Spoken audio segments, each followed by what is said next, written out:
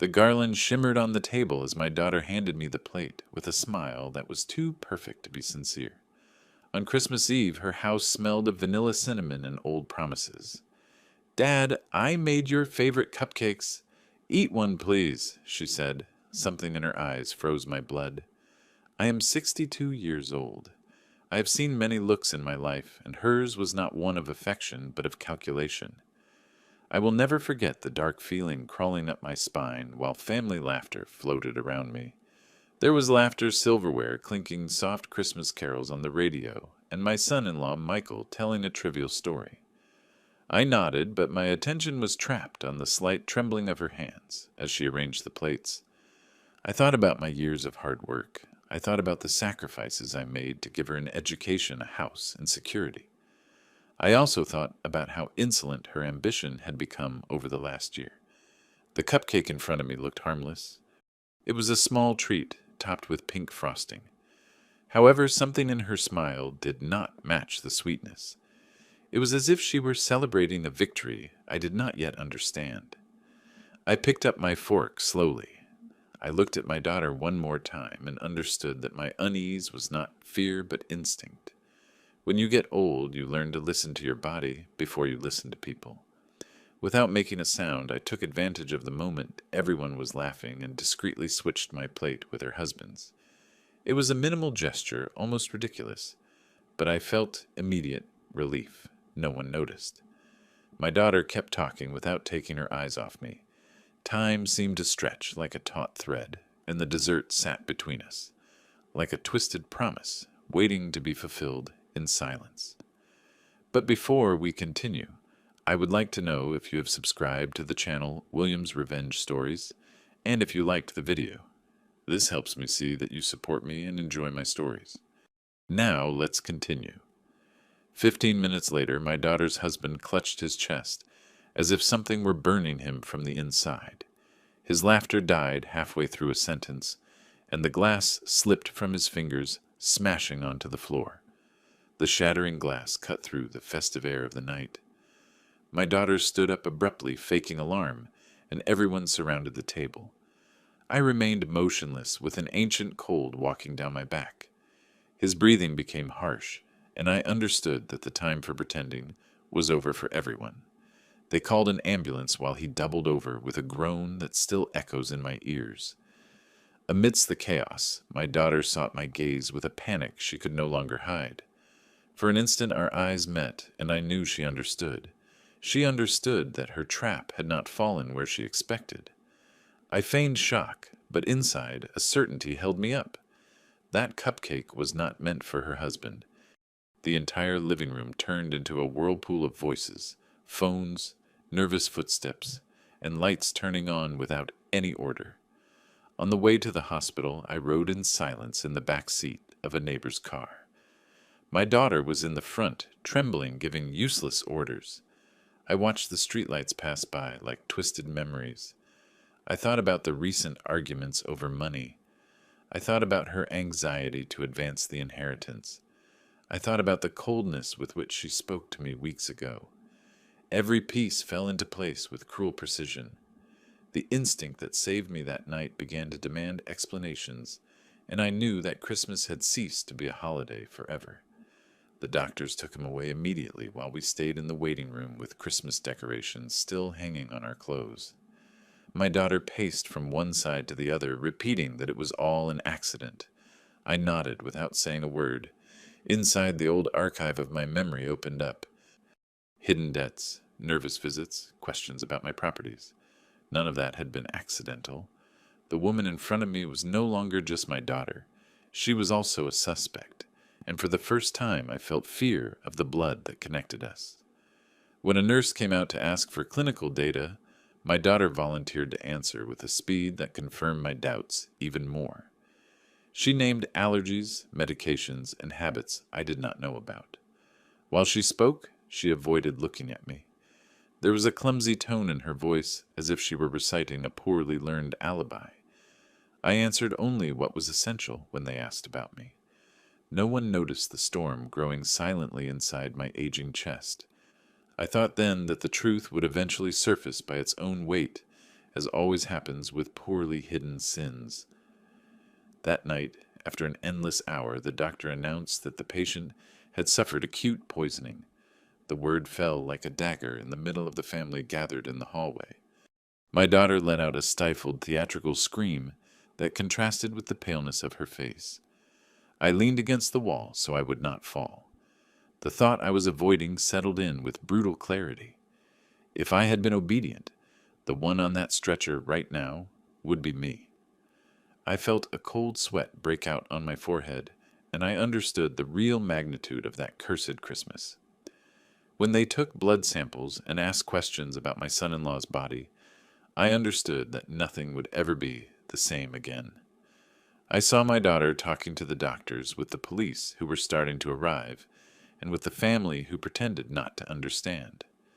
I kept silent, but not the usual silence. It was an attentive, awake silence loaded with decisions. That night not only was an innocent man's life on the edge, but the certainty was born in me that I had to protect myself from my own blood. The sweet taste of the cupcake still floated in the air like a ghost. The emergency room door closed behind my son-in-law's body, and with that dry sound, the end of our fake Christmas was sealed. My daughter stood in front of the glass, with her arms crossed over her chest, swaying barely from side to side, as if that minimal oscillation could give her back the control she had lost. I sat in a row of metal chairs, observing her every move, with the precision of someone who can no longer afford to trust. The minutes fell heavily. Every so often she looked at her phone. She locked it and unlocked it. She pretended to talk to a relative, with a friend, with anyone who could reinforce her role as a worried wife. I remained silent, with the image of the cupcake stuck in my memory like a warning impossible to erase. That pink frosting had been the difference between my calm breathing and the transparent tube now feeding another man. A young doctor finally came out frowning. We managed to stabilize him, but he shows clear signs of poisoning. He said, "We need to know exactly what he ate and what he drank. Did he take any substance out of the ordinary?" My daughter spoke before I could open my mouth. "Nothing strange, doctor, just Christmas dinner. We all ate the same thing." I watched her. Her voice sounded firm, but her tense jaw betrayed her. "Also the desserts?" asked the doctor. "Yes, of course," she replied without hesitating. I looked up then. "Not everyone," I said softly. "The cupcakes were individual." My daughter turned her head sharply toward me. Her eyes widened just enough for me to catch the flash of alarm. The doctor looked at both of us. Each person had a different cupcake. "That is correct," I replied. "My daughter made them one by one." The doctor took notes. "We will need to analyze the leftovers," he announced. "Are there cupcakes left at the house?" My daughter pressed her lips together. "Yes, some," she admitted. "The police will take care of collecting them."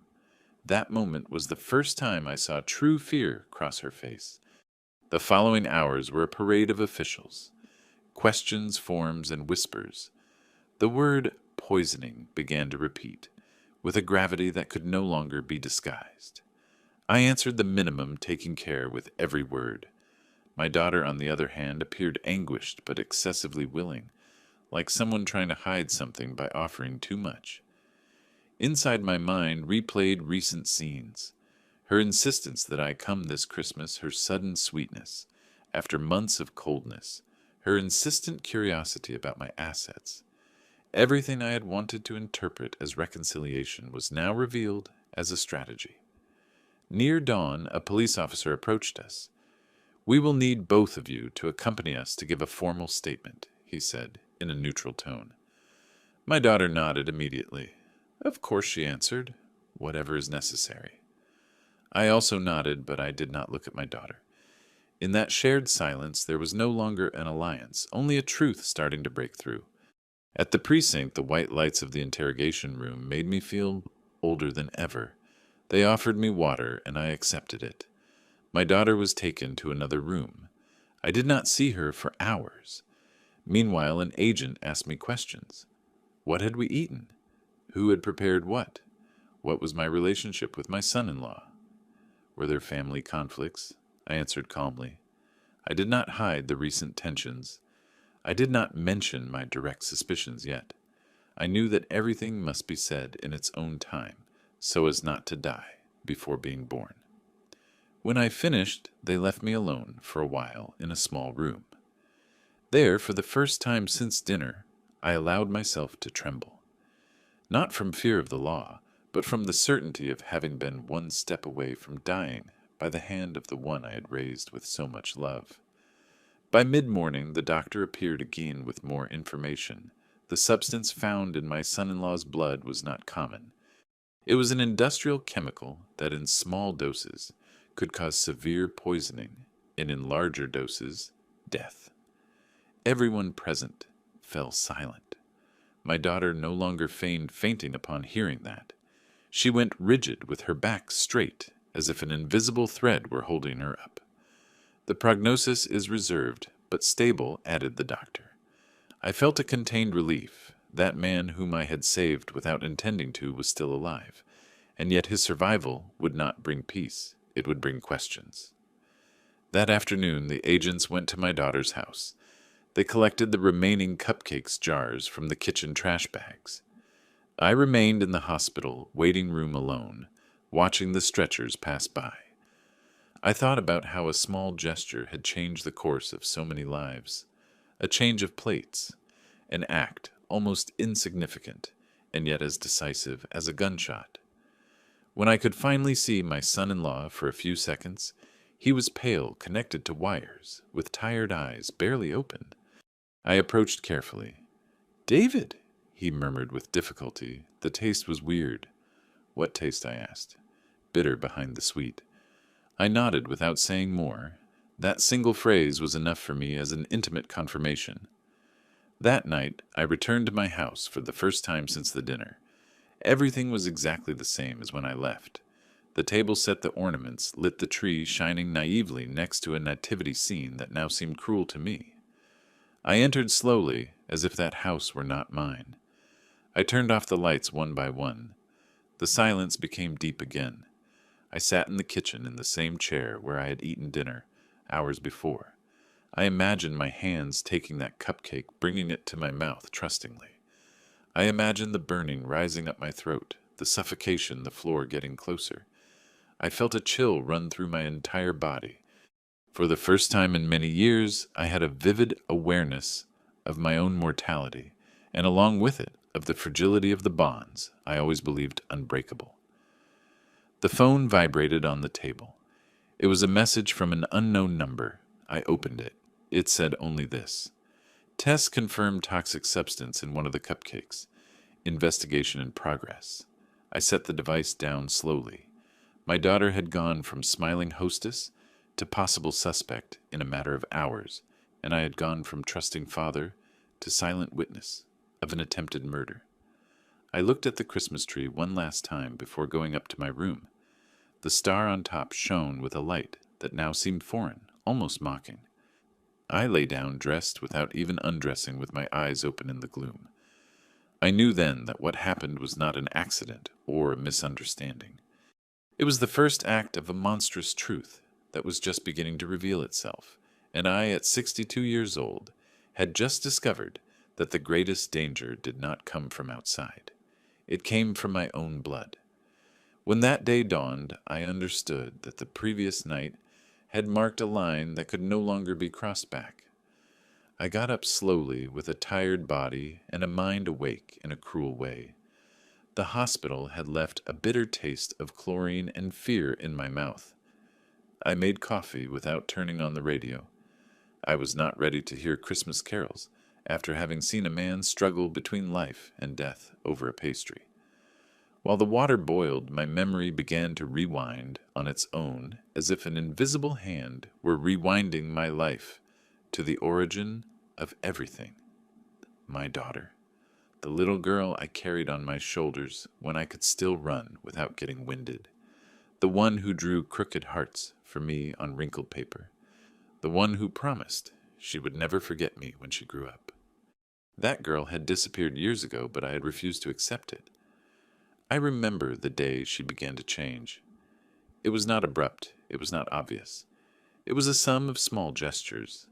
Fewer calls, less laughter, less interest in my words. I justified everything with adult life, with work, with obligations. I told myself it was normal, that this is how children grow up, but it was not just growth, it was distance. Over time, her ambition began to show a strange shine. She spoke of money with an urgency I did not recognize in her, of investments of status, of important people. She asked for my advice only to discard it. I smiled proud to see her walk alone, not noticing that she was already starting to push me out of her way. When she married, I thought she had found stability. Her husband seemed like a simple man, hard-working, never intimate with me but correct. However, within a few years, economic tensions disguised as bad times began. Every visit came accompanied by a request, a loan, an emergency. I gave without asking. I always gave without asking. One afternoon, 2 years ago, I heard her arguing with her husband in the kitchen. I was in the dining room pretending to read. She screamed at him that without money, no one respected her, that she was tired of depending on others, that she needed to secure the future. Those words engraved themselves in me like a warning I did not want to read in time. Then came the insistence with my documents, the will, the properties, the accounts, always with a kind smile, always with the excuse of planning ahead. I avoided the subject because it made me feel old, and because deep down I did not want to imagine life without her. Near, even though she was already drifting away. A few months ago, however, I noticed something new in her eyes, a tense, calculating shine. It was no longer just ambition, it was haste, as if time were playing against her. She visited me, often spoke to me with a sudden sweetness she had never had. That should have aroused my suspicions. Instead, it aroused my hope for reconciliation.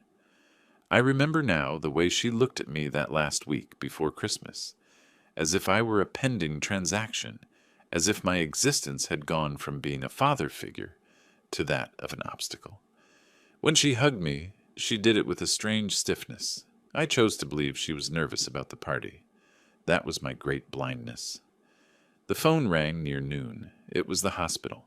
Michael was stable but still unconscious. I thanked the news with a broken voice. I sat back down at the table with the cup of coffee now cold in my hands. I thought of him, of his body pierced by a poison he was not meant to touch. I thought also of my daughter, of everything she had to push down inside herself to reach that point. In the afternoon, a neighbor knocked on my door. She came with an uncomfortable expression. "David, they say the police were at your daughter's house last night," she murmured. "That there was something with some cakes." I nodded without giving details. The truth no longer belonged only to me. When she left, I understood that my daughter's public image was beginning to crack, and with it the castle of appearances she had built with so much effort. Ambition had not only changed her character, it had transformed her into someone capable of crossing unthinkable limits. That night, while reviewing old papers, I found a notebook where I wrote down her first expenses when she was a teenager. Uniforms, notebooks, shoes. I wrote everything down, not for control, but for care. That small notebook contrasted with the woman now facing an investigation for attempted homicide. The leap seemed impossible to comprehend. I wondered at what moment I lost moral authority over her. Not the authority of fear, but that of respect. Perhaps it was when I yielded too much, when I preferred to avoid conflicts, instead of marking boundaries, when I confused love with compliance. That night I dreamed of her as a child, sitting on my knees, looking at me, with those same eyes that scanned stories with wonder. I woke up with dried tears on my face. A father's pain resembles no other pain. It does not scream, it sinks slowly. The next day the hospital called again. Michael had woken up and could now speak with some clarity. I prepared my papers and left with a tight heart. I knew that meeting could tear the last veil of doubt. When I entered the room, I saw him thinner, pale but conscious. He looked at me with a gesture of relief. "David," he whispered, "I thought I was dying." I sat next to his bed. "Your time has not ended yet," I replied, "and perhaps thanks to that, we will have answers." He closed his eyes for a few seconds before speaking. It was her. He murmured with difficulty. I saw her put something in the sugar bowl when no one was looking. I thought it was a joke. I thought it was part of the decoration. I felt the world shrinking around me. Are you sure? I asked. The taste, he said. It was different. Bitter behind the sweet. I will never forget it. There was no need for him to say more. I left the room with weak legs. That confirmation, spoken in whispers from a hospital bed, sealed every doubt. My daughter had not hesitated. I had done so for years. That afternoon, the police took a new statement. I was no longer just the suspicious father. I was the witness to a solid and cruel truth. Upon returning to my house, I understood that the woman I had raised no longer existed, that in her place was someone capable of looking into eyes and smiling while planning an end. The idea churned my stomach. That night, in front of the mirror, I observed myself for a long time. I saw myself old-tired, wounded inside, and even so, a new certainty broke through my thoughts. I could no longer protect her. I should no longer do it, because protecting her now would mean betraying myself.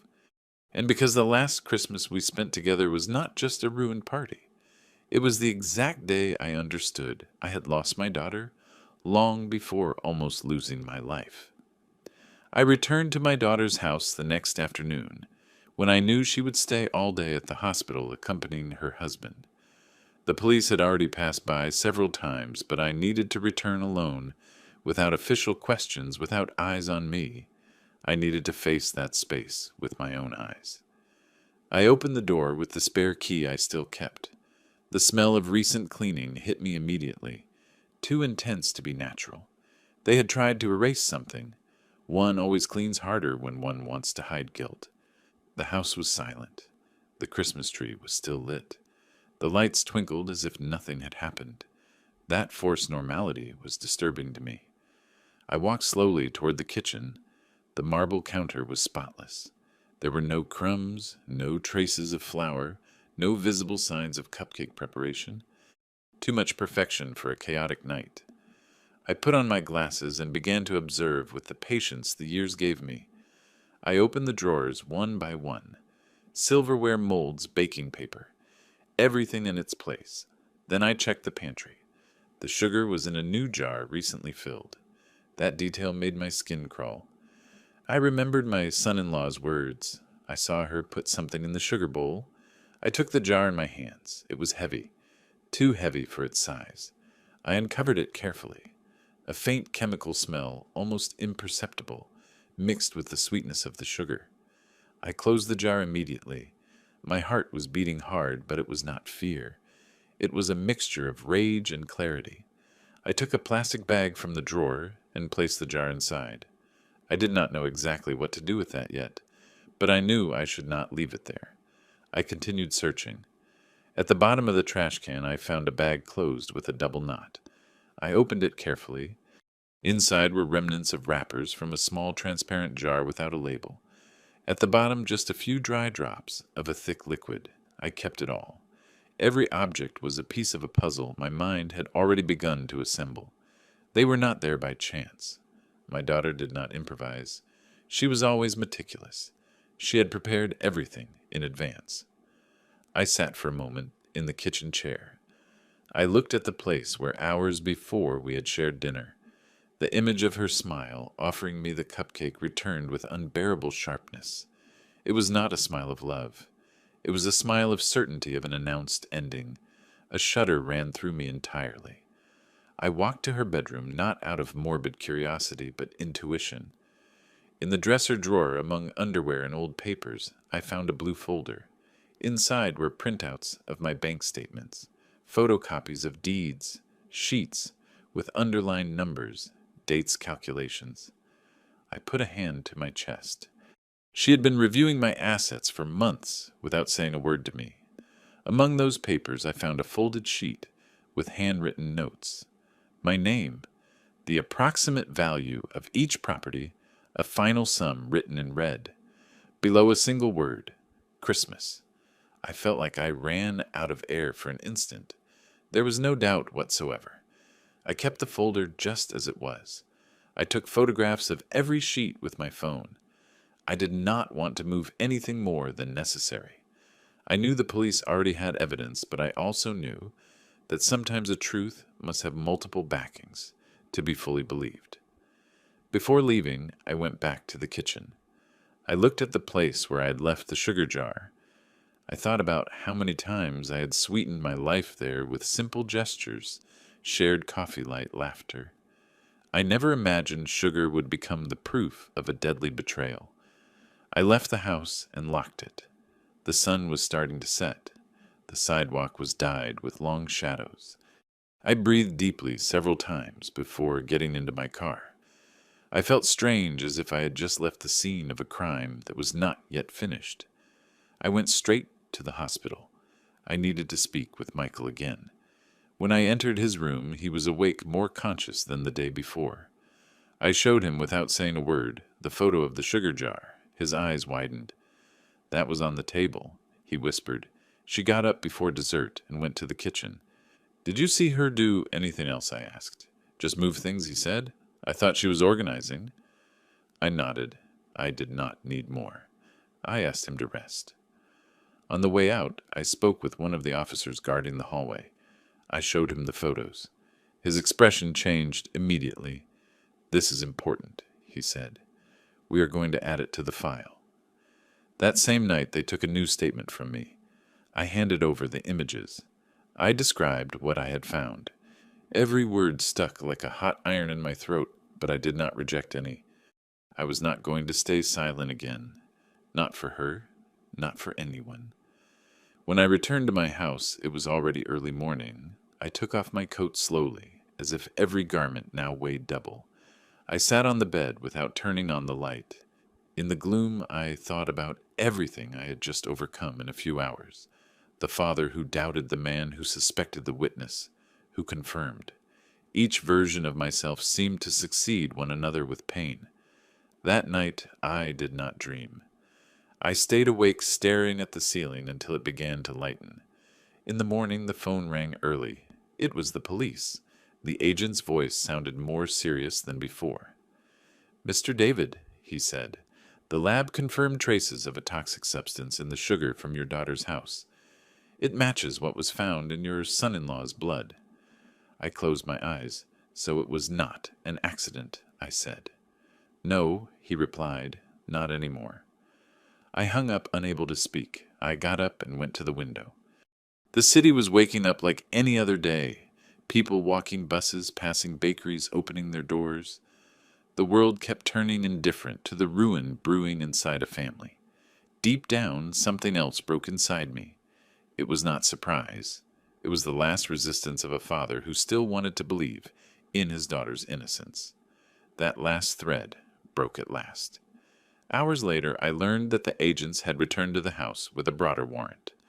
They removed more jars, more objects, more evidence.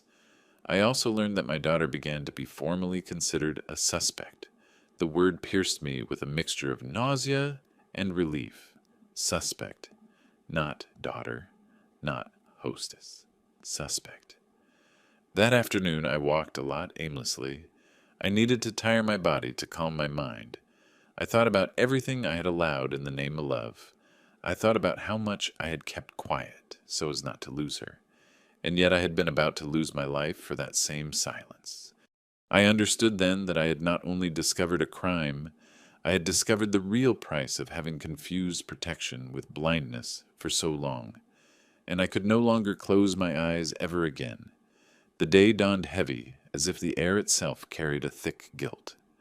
I opened my eyes before the alarm went off with the sensation that something irreversible had already been set in motion. My daughter was now formally suspected of trying to murder her own father, although the body that almost paid with its life was her husband's. That truth settled in my chest like a stone impossible to move. The phone vibrated past 9 in the morning. It was the agent handling the case. "Mr. David, we need you to come sign an extension of your statement. New evidence reinforces the investigation." I did not ask what. I already sensed the magnitude of what had been discovered. At the precinct, they showed me the complete results of the analysis. The toxin found in the sugar and in my son-in-law's blood matched a restricted substance with limited access. It was not sold freely. To get it required contacts, planning, money. None of that had been an impulse. Nothing had been a mistake. When they told me that, I felt the last excuse still floating in me crumble. The idea that my daughter had acted out of momentary desperation. No, this had been cold, premeditated, calculated. "Do you suspect since when your daughter was planning this?" asked the agent. I took a deep breath. "Since she started talking obsessively about my inheritance," I replied. "Since she stopped treating me like a father and started treating me like a transaction." They nodded in silence. I signed the documents with a steady hand. I no longer trembled like the first few days.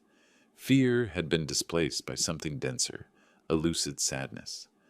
Upon leaving, I sat for a moment on the sidewalk of the precinct. I looked at the gray sky. I thought about how many times I had avoided thinking about death, and now for the first time I understood how close I had been to it offered on a porcelain tray in the shape of a cupcake. In the hospital, my son-in-law had improved enough to speak with the police. I did not enter the room while he declared. I stayed in the hallway, holding on to the back of a chair. I heard fragments. She did not hesitate to serve me the dessert. She insisted I eat. She told me it was special. Every sentence was a hammer hitting a recent memory. When the investigator came out of the room, he looked at me gravely. His statement was clear, he said, confirming his wife intentionally served him that cupcake. I nodded, unable to speak. Minutes later, the doctor informed me that my son-in-law's prognosis was good. He would not die. That news, which should have been only a relief, arrived accompanied by a brutal awareness. His survival turned the attempted murder into a fully provable crime. There were no longer doubts. I left the hospital with slow steps. Every person I passed seemed to lead a normal, intact life. I, on the other hand, walked inside a story that no longer had a return. My daughter did not appear that day. Her lawyer had recommended silence. The family began to divide into two invisible camps: those who believed it was all a misunderstanding, and those who began to understand the gravity of what occurred. I kept myself on the sidelines of everyone. I was not looking for allies. I was looking to stay standing. That night, upon arriving home, I opened the drawer where I kept my old documents. There was my original will signed years ago when I still believed blood guaranteed loyalty. I took it in my hands with a bitter calm. It was the same document my daughter had studied in secret, the same one she valued with greed on hidden sheets. I understood then something that froze my blood. The poisoning had not been just an attempted murder. It had been a shortcut to her inheritance. I was supposed to die fast, discreet, in the middle of a Christmas, where all deaths seem less suspicious. I sat down and cried in silence. Not for me. I cried for the daughter I thought I knew, and it was just then that I took the definitive decision. Before continuing, tell me here in the comments what you think of this story so far, and what you would do in his place. Don't leave the video, because what comes next will give you goosebumps. The next day, I called my lawyer before breakfast. I asked for an urgent meeting. When he arrived, as soon as we sat down, I got to the point. I want to change everything, I told him. Will, beneficiaries, clauses, everything. He looked at me, seriously. Is there a concrete reason? My own history, I replied, and the attempt to erase it prematurely. I handed him the copies of the evidence. The lawyer reviewed them in silence. "This is serious, David," he murmured. "Very serious." "More serious is trusting blindly," I replied. For hours we reviewed documents, properties, accounts. I decided that a large part of my assets would go to donations and social funds. Another part would remain under a strict clause that my daughter could never touch directly. Not out of hate, but justice. When we finished, I felt an enormous weight fall from my shoulders, as if I had recovered something that had been kidnapped for years. Upon leaving, the lawyer told me what you did today We'll strip her of the security she sought with such desperation.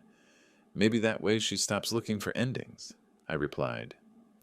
That afternoon, while walking through the park, I remembered every scene of my life with her. Her first steps, her first bicycle, her first cry of disappointment.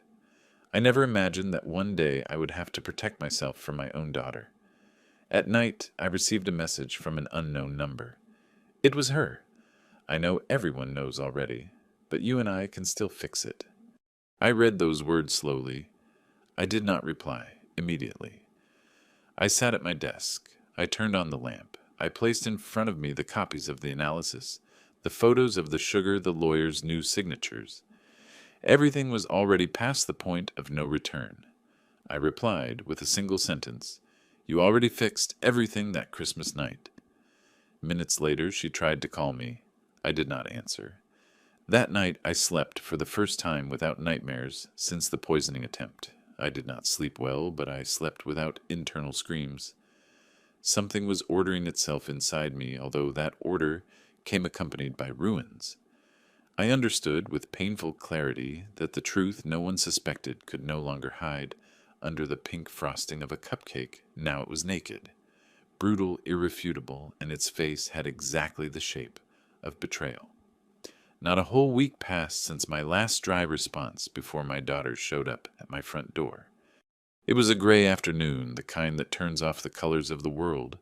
I was watering the front plants when I heard her voice behind me. "Dad!" I did not jump. For days I felt her close like a shadow that still did not dare to cross over completely. I turned slowly. She was standing a few feet away, arms hanging, tired look, face without makeup. She wore a dark coat that failed to hide how fragile she looked in that moment. For the first time since Christmas, there was no arrogance in her posture. There was something more akin to fear. "Can I come in?" she asked. I looked at her in silence for a long second. Then I nodded my head. She entered with slow steps, as if treading on unknown ground. I closed the door behind us and led her to the living room. I did not offer coffee. She did not ask for it either. She sat on the edge of the armchair, rigid, with hands intertwined. "How is he?" she asked finally. "Alive," I replied, "and that changes everything." She lowered her gaze. Her fingers began to tremble. Yes," she murmured. "It was not an accident," I told her coldly, "and you know it." She kept quiet. That silence was no longer of arrogance, but of calculation. She was testing my reactions, looking for cracks. "Dad," she said again, "all this got out of control. I just wanted to scare you a little." I felt a fire rise up my throat. "Scare me with what?" "With death," I replied. "Fear is not dosed when you play with poisons." She looked up sharply. Her eyes were wet, but not crying yet. "She was desperate," she whispered. "We didn't have money. The debts were drowning us. You know it. You always helped us. I thought that if something was going to happen to you, sooner or later, at least, everything would be resolved." That phrase fell like a sentence. Resolved for whom, I asked. "For me?" "For us," she stammered. "And what was I in that equation?" I insisted. "A transaction. An obstacle." She swallowed hard. "You were my father, but you were also the one who had what we needed." I closed my eyes for an instant. She had never told me something so brutal with such sincerity. "That thing you did has a name," I told her calmly. "And it is not desperation, it is greed." She shuddered. "Don't look at me like that," she said. "You never went through what I went through." "I went through much worse things," I replied, "and I never tried to kill anyone." Silence fell between us again. Outside, a car passed slowly on the wet street. Life continued flowing on the margins of that conversation that no longer had a return. "The police are going to come for me," she said at last. "I know," the lawyer told me. "Then this is not a daughter's visit," I replied. "It is a goodbye visit." Her lips trembled. "I didn't want to say goodbye like this," she whispered. "I didn't want to say goodbye on a stretcher either," I told her. But decisions don't always ask us how we want to say goodbye. For the first time, her eyes filled with tears, but they were not the soft tears of guilt. They were the harsh tears of wounded pride. "Do you hate me?" she asked. I looked at her for a long second. I don't know if what I feel still has a name, I replied. Hate burns. What I feel is cold. She lowered her head. I did it out of fear of being left with nothing she said. You were left without something much bigger, I replied. You were left without a father who trusted you with his life. She looked up with a contained sob. Dad, she tried. Don't call me that now, I said firmly. That name is not used when one plans the death of the other. She put a hand to her mouth. The trembling shook her completely.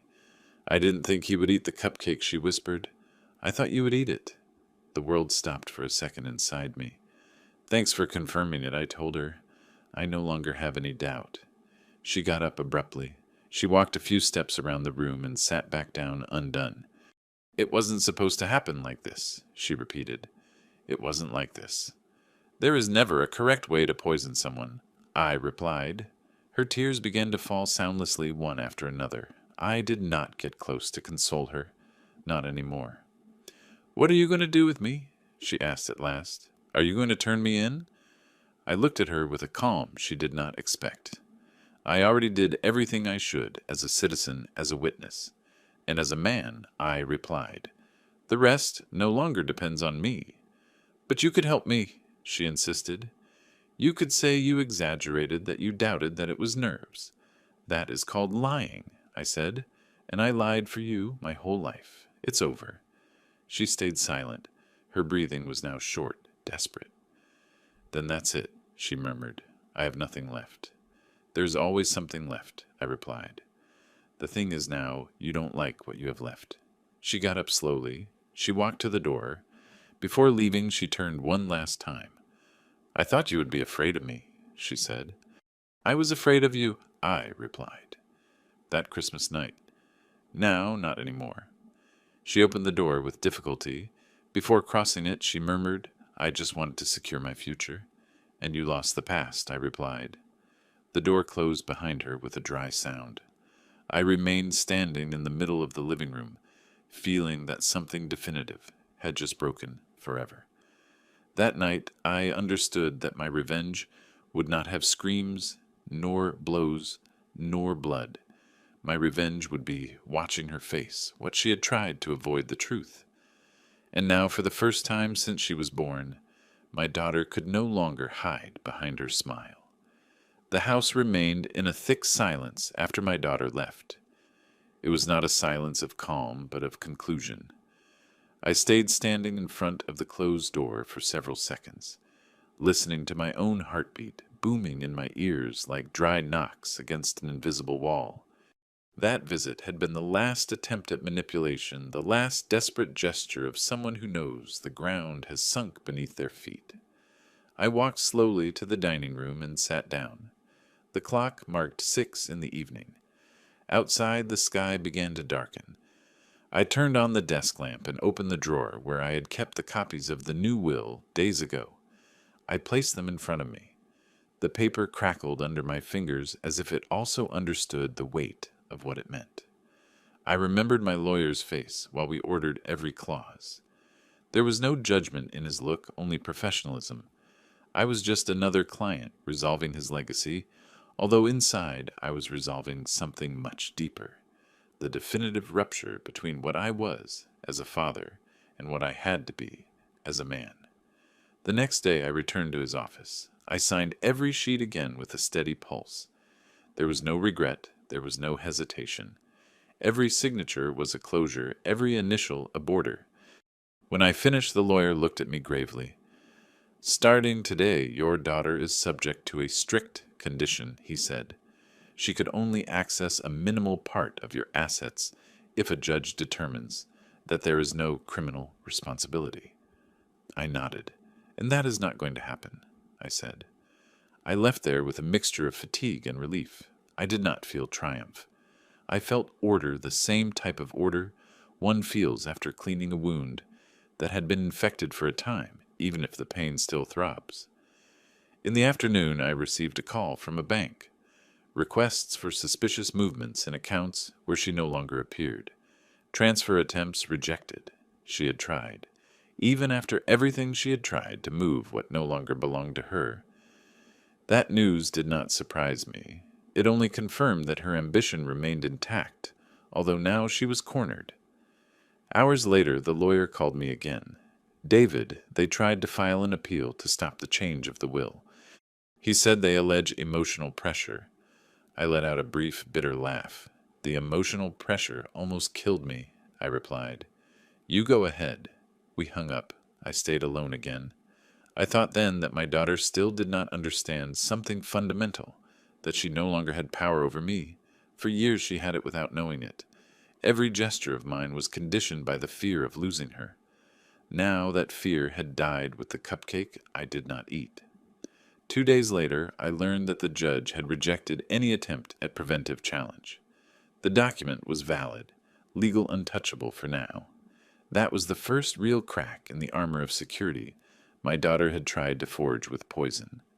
That night, I slept deeply for the first time since Christmas, without startles, without nightmares. I woke up with a new lucidity. In the morning, while drinking coffee in the kitchen, I heard a knock on the door. It was an officer.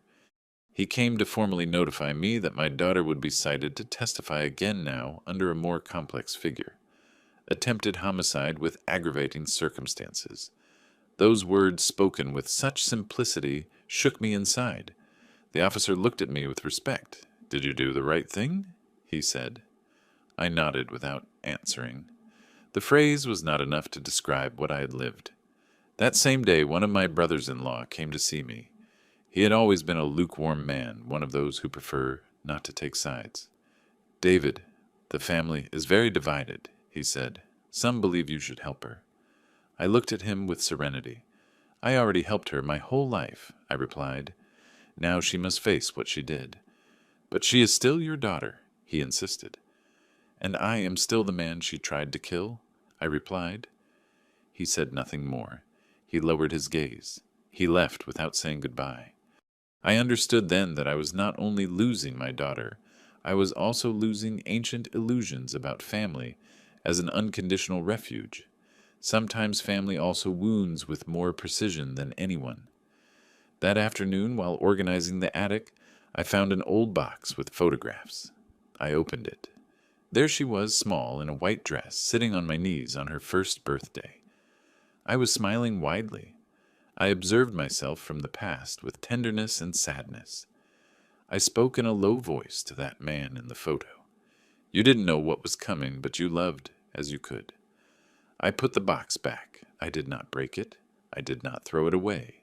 My history should not be denied, only placed in its just place. Hours later, the phone rang. It was a number I knew too well.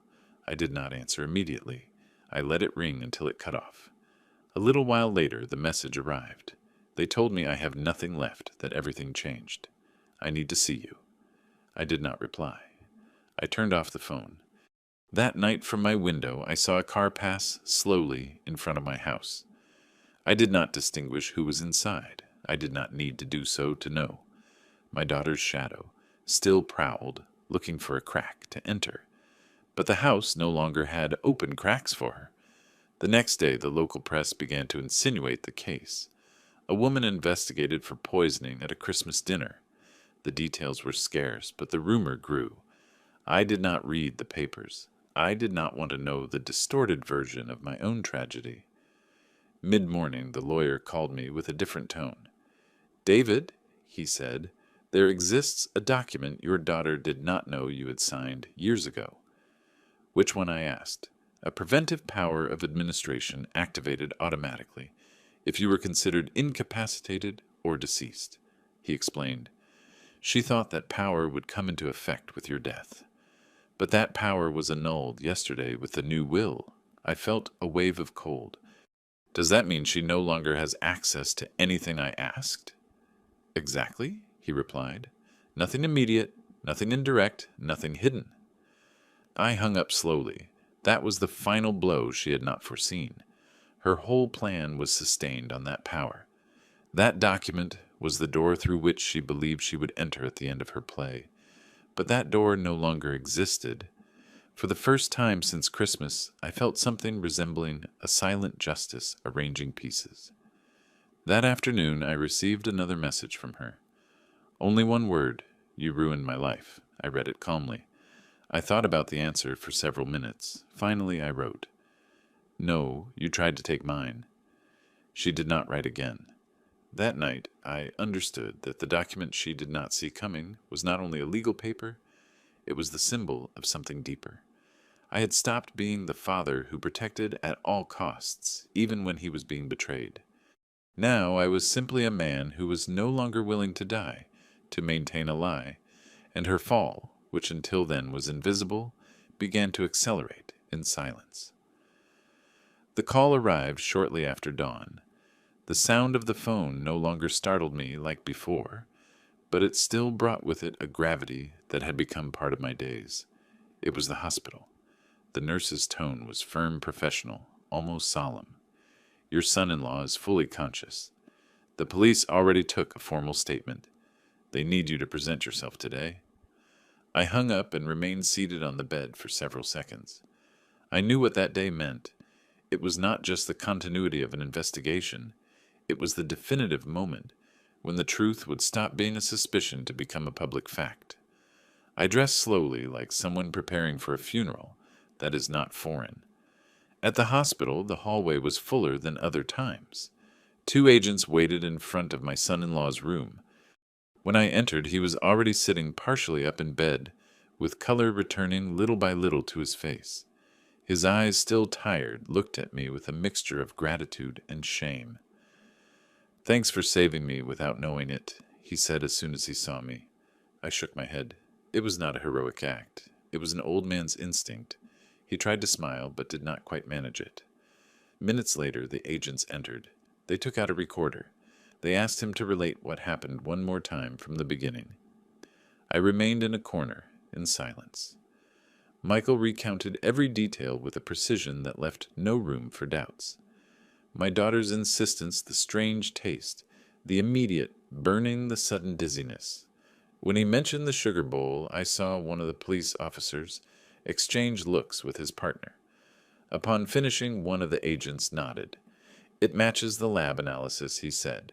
"He has traces of the substance in his system." Then they asked me to speak. I recounted what was found in the house, the jar, the papers, the photographs. Every word sealed one more nail in the coffin of the lie. Halfway through my statement, one of the officers received a call. He stepped away a few meters. Upon returning, his expression had changed. "They just confirmed something else," he announced. In the kitchen, they also found traces of the same substance on utensils used only to prepare the cupcakes. I felt the air become denser. "That is enough for an immediate arrest warrant," he added. No one spoke for an instant. I closed my eyes. The word arrest seemed too big, too definitive, and yet there was no longer any turning back. "Where is my daughter now?" I asked. "At her residence," replied the agent. "But that will change in the next few hours." I left the hospital with heavy steps. Outside, the sun shone in an absurd, almost cruel way. The world continued offering a clear day, while my life finished cracking inside. I sat on a bench in front of the entrance. I saw relatives of other patients leaving. I saw hugs, timid laughs, goodbyes. I wanted to think that somewhere someone was also celebrating that a loved one had survived. But in my chest, there was no space for celebrations. Near noon, the phone rang again. This time, it was my lawyer. "David," he said bluntly, "the prosecutor requested your daughter's arrest. The order will be executed today." I did not reply immediately. I looked at the ground. I did not feel surprise. I felt an ancient defeat seeping into my bones. "Thanks for letting me know," I said finally. "Are you okay?" he asked. "No. But I am not lying either." We hung up. The following hours were a silent wait. I walked through the neighborhood, without a fixed course. People greeted me as always. No one knew yet, and I carried a secret that weighed like a wet stone. At every corner, I imagined the moment the agents would knock on my daughter's door. I imagined her expression upon opening her voice, her fall. At nightfall, I was sitting in my dining room when the news interrupted the usual programming. Breaking news, announced the anchorwoman. I looked up immediately. They showed blurry images of a police operation in front of a house I recognized without effort. It was my daughter's house. They did not play audio, only images. I saw patrol cars, curious neighbors, 2 agents entering. Minutes later, my daughter came out handcuffed between them, face covered, head down, the dark coat she had worn the day she came to see me. I felt a lump in my throat that left me breathless for an instant. The anchorwoman spoke of an alleged poisoning attempt occurred at a Christmas dinner. They did not mention names, but I knew that fragment of reality was already traveling the road toward the irreparable. I turned off the TV. I stayed sitting in the gloom for a long time. I did not cry. I did not scream. The muscles of my face remained rigid, as if my body refused to express something it would not know how to stop later. That same night, the phone rang once more. It was an unknown number. I answered. "Mr. David," said a firm voice, "we inform you that your daughter has been detained and transferred to the Central Precinct. Her statement will be taken in the next few hours." "I understand," I replied. "You could be cited again. I will be available." I hung up. I got up and walked to the window. The street was still. Some lights on in the neighboring houses. Dogs barking in the distance. I thought about her sitting now in a cold cell, facing for the first time the real consequences of her acts. I did not feel relief, nor revenge. I felt a thick sadness, almost physical. That night, I almost did not sleep. Every memory of her childhood returned like a silent wave. Her first day of school, her first lost tooth, her first heartbreak. And now that ending I never imagined writing for her. In the morning I was cited again by the prosecutor's office. They asked me final questions. They explained the charges to me clearly. Aggravated attempted homicide, premeditation, manipulation of toxic substances. I heard every word as if it belonged to someone else's story, and yet she carried my last name. Upon leaving, I met one of my nephews. He had red eyes.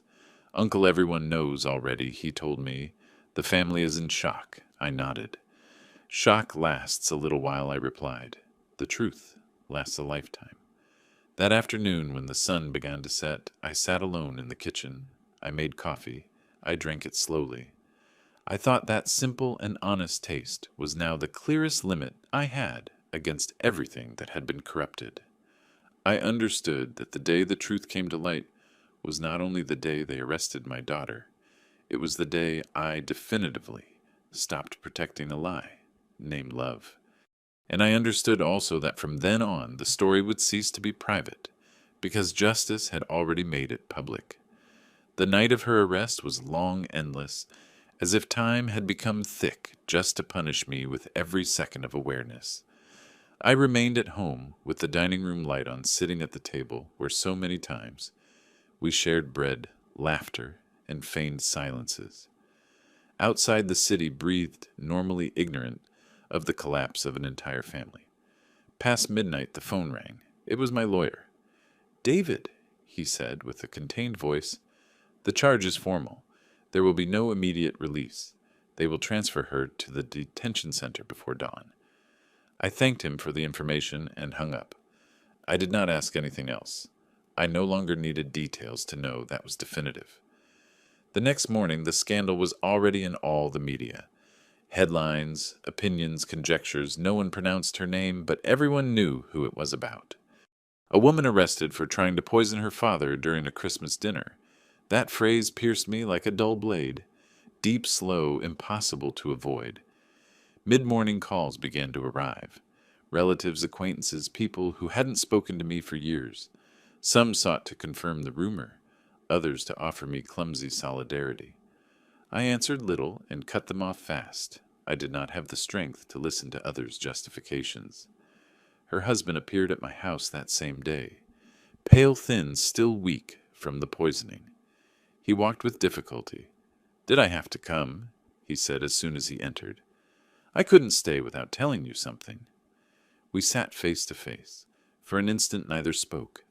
I never thought she would be capable of something like this, he murmured with a dull voice. I argued with her about money, yes, but I never believed she could plan something like this. Neither did I replied. And I have known her since she was born. He lowered his gaze. She used me, he said. And she almost killed me? She used us both, I replied with bitter serenity. We remained in silence for a few seconds. I'm going to ask for a divorce, he said suddenly. I can't look at her again. I nodded. There were no words for that. The marriage she had used as an alibi and as an instrument crumbled along with everything else. When he left, the house became silent again, a different silence from the previous days, heavier, more definitive. In the afternoon, a judicial agent presented himself with a notification, preventive embargo of all accounts and assets in my daughter's name. Vehicles, cards, properties, everything was frozen until further order. I signed as a witness. Doing so, I felt something resembling the closing of a steel door. Hours later, I received a message from an unknown number. It was a lawyer who no longer represented her. All private support has been withdrawn. No one wants to take the case, I read without surprise. When the truth is revealed, loyalties are also revealed. That night, while dining alone, the news showed images of the transfer of detainees to the provincial jail. Between covered faces and flashing red lights, I distinguished her figure for a second. She walked escorted, head down, hair messy, clothes wrinkled. She did not look like the confident woman who organized elegant dinners and spoke of ambitious investments. She looked for the first time like someone facing the real weight of her acts. I did not feel satisfaction. I felt a deep, almost maternal sadness that surprised myself. I closed my eyes. I thought of her as a child, running across the yard with an ice cream melting in her hand, laughing without fear of the future. I thought about how much a life can twist without one realizing it. The next day I began to feel the true social consequences. Neighbors who avoided looking at me, others who approached with disguised curiosity. Some said in a low voice, "How awful, David." I nodded politely. No one yelled at me anymore. No one challenged me. Respect now arrived from a strange place, compassion. 2 days later, I was cited again by the prosecutor's office, this time to ratify my testimony before a judge. I entered the room with slow but firm steps. There she was, sitting behind glass with a gaunt face. She did not look up when I entered. I did not get close either, I declared calmly. I related everything again without softening anything. When I finished, the judge announced that preventive prison was maintained. I heard her sob behind the glass. I did not look at her. Upon leaving, my nephew awaited me in the hallway. "She asked me to talk to you," he said cautiously. "I have nothing left to say to her," I replied. "She says she wants to ask for your forgiveness." I took a deep breath. Forgiveness does not avoid consequences, and I am no longer the judge of her life. My nephew lowered his head and walked away. That afternoon, when I returned home, I found a bag with her things left at the entrance by her husband. Closed documents, personal photographs. I did not want to check anything. I carried it to a back room and left it there closed. I was not prepared to face objects that still kept her smell. Days passed. The story ceased to be news. The media started looking for other scandals. The family remained broken in fragments that no longer fit. Some aligned with me, others with her. I did not take sides in any internal war. Mine had already ended. 1 week after her arrest, the final notification arrived. Formal charges caused elevated to trial, without bail possible for the moment. Her future, the one she had tried to secure with poison, now remained in the cold hands of justice. That night, sitting on the bed, I understood that she had lost everything. Money, her freedom, her reputation, her marriage, her social circle. Everything had crumbled in a matter of hours. But I also understood something even more painful. I had lost a daughter before even she lost everything. I did not sleep all morning. The past paraded before my eyes like a poorly edited movie. Happy moments mixed with signs I never wanted to read. I asked myself, as all parents do, sometime in what exact instant did we start losing each other? At dawn, I got up and made coffee. Steam rose slowly from the cup. I looked at my trembling hands. Not from age this time, but from the weight of what was lived. I understood then that my daughter's fall had not given me back anything I had lost. It had not given me back trust. It had not given me back time. It had not given me back tranquility. Revenge, I understood finally with brutal clarity, does not give back. It only orders. And that night, while she lost everything in a cold cell, I definitely lost the last illusion that love alone is always enough. Time, after everything that happened, started moving in a strange way. The days no longer passed with the lightness of before, but they didn't weigh like the first weeks after the arrest either. It was a new rhythm made of long silences, sober routines, and a calm that was not born of happiness, but of exhaustion. I kept waking up early, making coffee without sugar, looking at the street from the window as if searching in it for some sign that everything had been just a nightmare. The trial had not started yet, but the date was already set. Every morning I tore a page off the calendar with a mixture of resignation and expectation, not from anxiety, but because I knew that day would mark the definitive closure of a wound that no longer bled, but didn't heal either.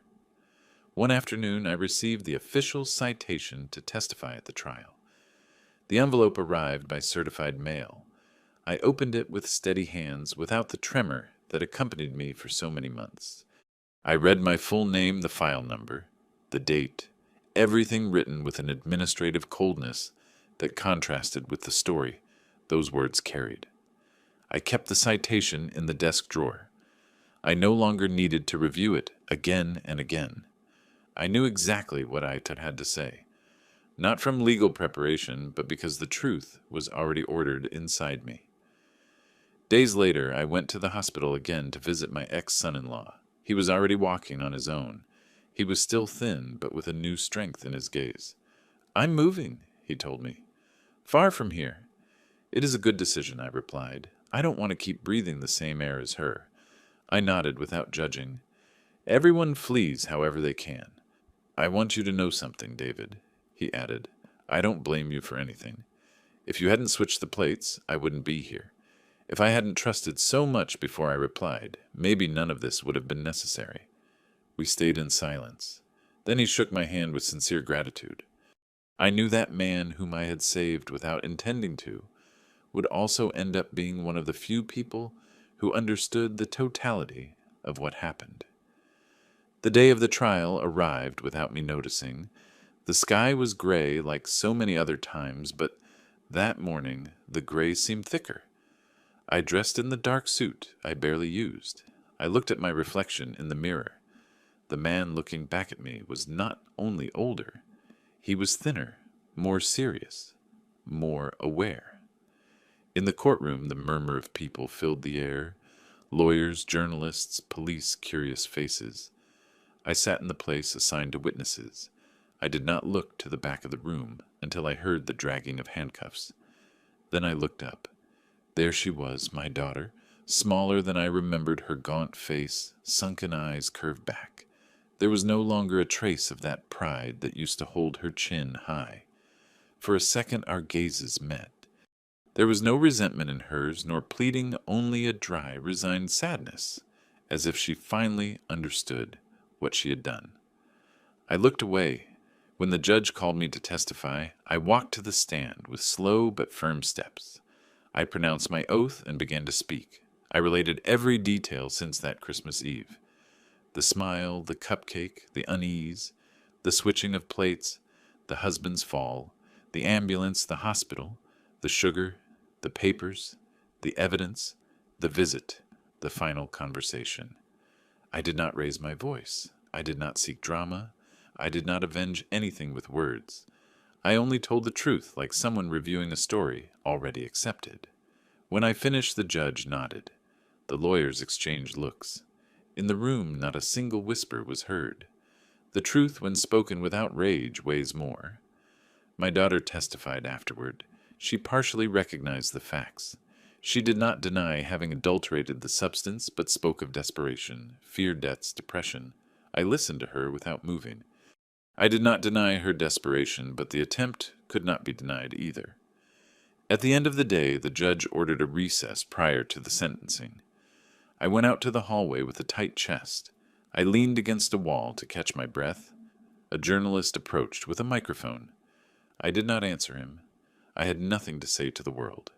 I had already said everything to whom it concerned.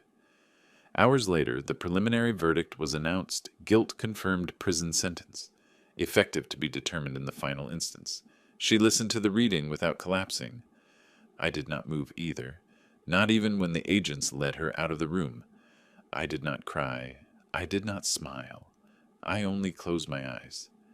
Days later, I received a letter written in her handwriting. Brief, without excuses. Dad, I don't ask you to forgive me. I just wanted you to know that now I understand everything. Maybe too late. I read the letter several times. I did not reply. Not out of hate. Out of respect for that silence that had saved me so many times. When the next Christmas arrived, there was no big table or Christmas carols on the radio. I spent Christmas Eve alone with a simple dinner. At midnight, I raised my glass of water and toasted in silence. Not for what was lost, not for what was wrong. I toasted to being alive. That was the true victory. Today I write these lines from the same house, with the same windows, but with a different man inside.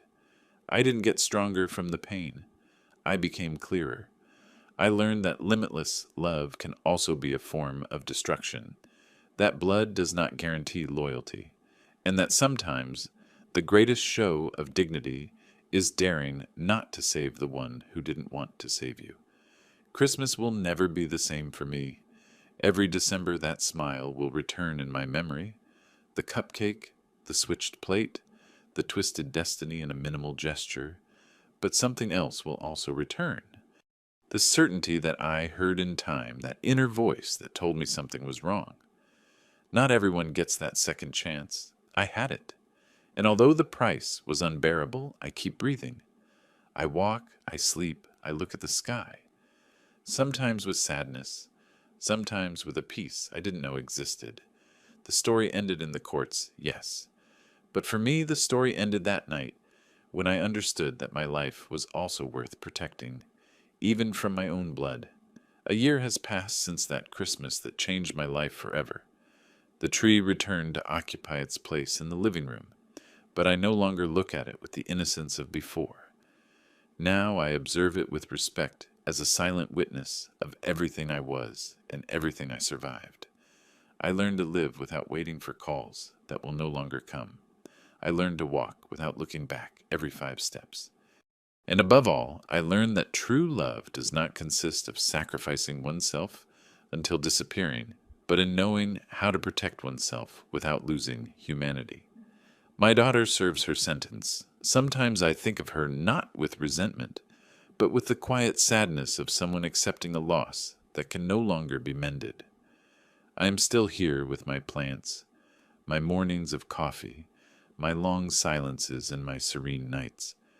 I gained nothing from that tragedy, but I recovered something I had lost without realizing it, my right to live without fear. I am David, and this was my story. Subscribe to the channel to keep listening to real stories that shake, teach, and leave a mark. Like this video if this story touched your heart. Leave us in the comments what you thought of this story, what you would have done in my place, and from what city you are watching us. Thanks for joining me until the end. Your support keeps these stories being told.